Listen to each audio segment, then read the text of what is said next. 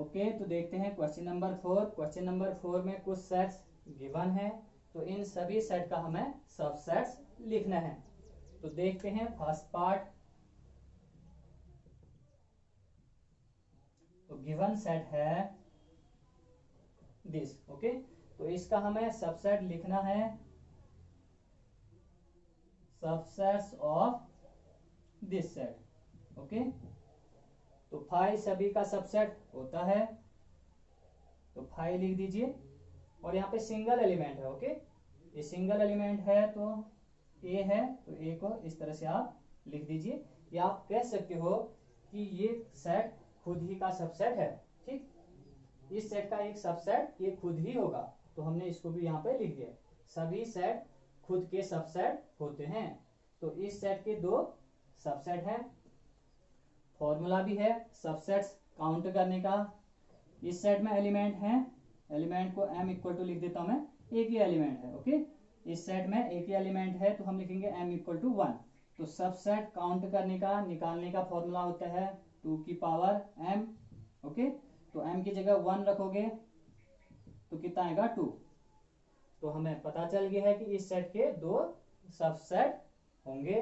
तो इस तरह से हमने 2 सबसेट इसके लिख दिए हैं। देखते हैं second part. Second part,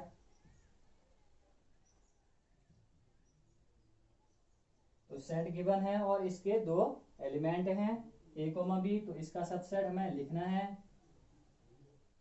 subsets of this given set. तो सबसे पहले काउंट कर लेते हैं कि इसके कितने सबसेट्स होंगे। तो इसके 2 एलिमेंट हैं, तो आप लिखोगे m इक्वल टू 2। तो फॉर्मूला होता है सबसेट काउंट करने का 2 की पावर m। तो m की जगह रखोगे 2, तो 2 की पावर 2 इट मीन्स 4। तो इस सेट के 4 सबसेट्स होंगे। तो सबसे पहले आप लिखोगे 5। 5 सभी का सबसेट होता है। अब सिंगल सिंगल एलिमेंट को लिखिए इस तरह से। ओके, सिंगल एलिमेंट ए लिखा और कर्ली ब्रैकेट के अंदर इसे रख दिया। इसी तरह से बी सिंगल सिंगल करके हमने लिख दिया है। अब दोनों को एक साथ रखिए, या इस पूरे सेट को यहाँ पे लिख दीजिए ए कोमा बी। तो 1 2 3 4 इस सेट के 4 सबसेट्स हैं। तो यहां से भी हमें आइडिया मिला कि इस सेट के कितने सबसेट्स होने चाहिए, 4 सबसेट्स।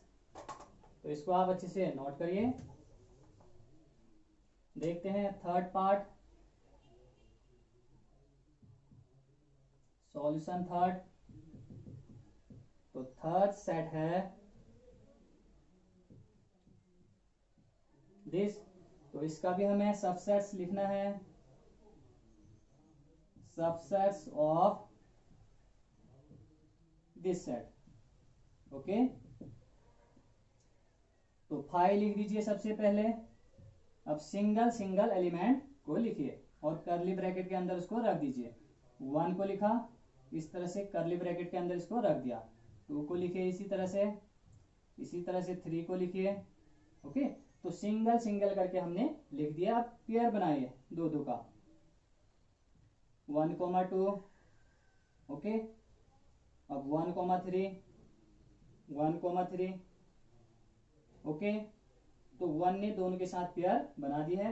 अब 2 का बनाइए इसके साथ, 2 3, 3 2 या 2 3 एक ही बात है। ओके, इसको आप 3 2 भी लिख सकते हैं, इसको 3 1, इसको 2 1।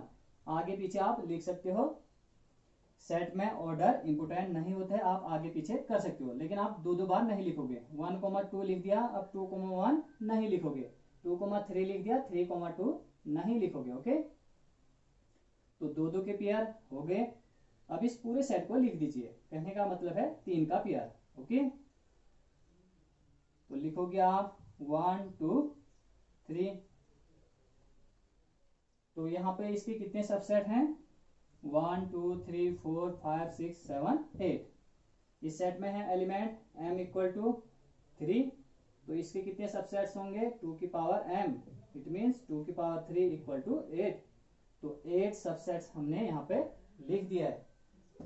तो इसी तरह आप इसको नोट करिए। लास्ट पार्ट,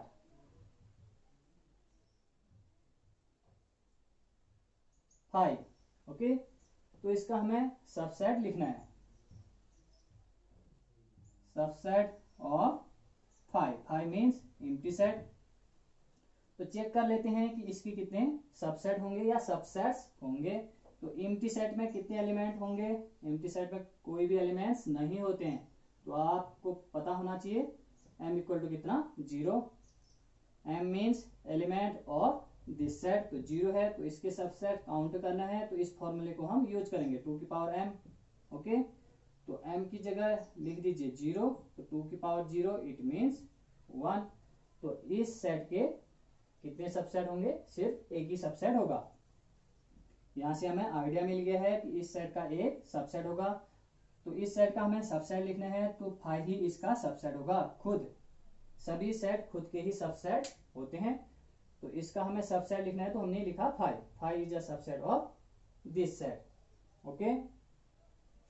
तो आई होप आप चीजों को समझ गए होंगे। इसमें 3 एलिमेंट है, तो पहले आपने 5 लिखा, फिर सिंगल सिंगल एलिमेंट लिखा और उनको कर्ली ब्रैकेट के अंदर रख दिया, फिर पेयर में लिखा आपने इस तरह से, फिर जाके 2 का पेयर बनाया, फिर जाके 3 का पेयर। ऐसे 4 एलिमेंट होते, 4 एलिमेंट्स होते, तो इसी तरह से आप वर्क करते, 2 का पेयर लिखते, फिर ये 3 का पेयर, 3 के भी बहुत सारे पेयर होते, फिर लास्ट में लिखते पूरे सेट को या 4 का पेयर, ओके। तो इसको आप समझते हुए नोट करिए।